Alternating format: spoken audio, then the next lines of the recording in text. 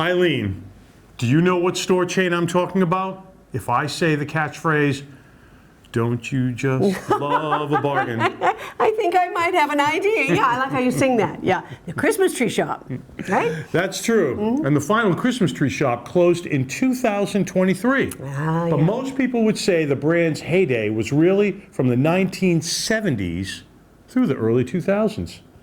Now a local author has written a history of the shops. They were distinct, not just for cool bargains, but for the carefully designed architecture of the buildings and the caring way they treated their employees. This presentation clip comes from the Falmouth Public Library.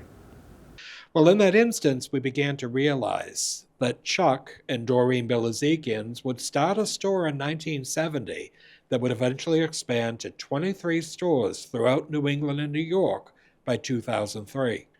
They offered Christmas cards and decorations, English bone china, silver, stainless steel, crystal, music boxes, stationery, jams and jellies, candles, soap, toys, furniture, wall decor, all at half the price. Now, the idea was, in that instance, you never knew what you would find when you went to the store. It had a variety of things, and seen here, Chuck Bilezikian, sporting a pipe and his dog Pooch, is seen in the Christmas tree shop at Yarmouthport in the early 1970s. Though they were never really a Christmas shop, they did actually have decorated Christmas trees during the holiday season. And on the right-hand side, at their dentist store, they invited a woman who would dress as Mrs. Santa Claus, and she came with one of her elves. And it was said that 1 out of every 3 people that went to see Mrs. Claus would make a purchase at the Christmas tree shop.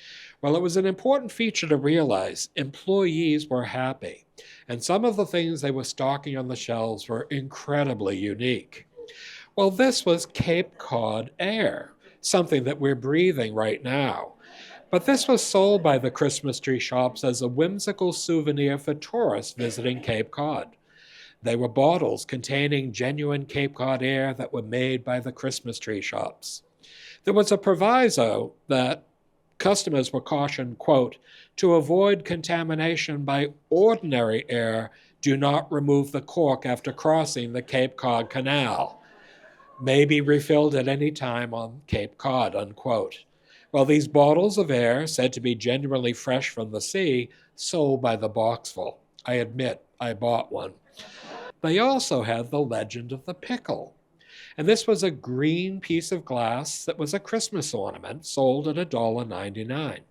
And it said, to start a tradition that will surely last, here's a short story about a pickle of glass. The night before Christmas, it's hung on the tree. While everyone's sleeping, it's done discreetly. And on Christmas morning, when you arise, the first one who finds it will get a surprise. A family tradition for all to share. You'll look for the pickle year after year. I never knew anyone who ever did this, but they sold throughout the holiday season. Michael, have you got any memories of the Christmas tree shop? I actually do. They were very generous every year for our Holidays by the Sea extravaganza weekend, and they were very, very good at always supplying things that we needed to make that happen for the whole community. And I think the other thing, too, is that the store in Bourne at the Sagamore Bridge, or in Sagamore, really, did you know that has the Guinness Book of World Records as being the largest actual thatched roof in the world? I did not know that. That's amazing. In the world. In the world. Most people think it's kind of like a fake thatched roof, but my understanding is they brought people over from the other side of the pond and actually put that together. It's pretty amazing. And you think it's going to stick around? Well, I do. I think it's going to be repurposed, and hopefully the roof will stay, because it's such a cool, nostalgic piece of history. I hope so. I love that, Okay. And let me just remind everyone, the full-length talk about the Christmas tree shops is airing on FCTV's cable and streaming platforms. Visit fctv.org to see the schedule.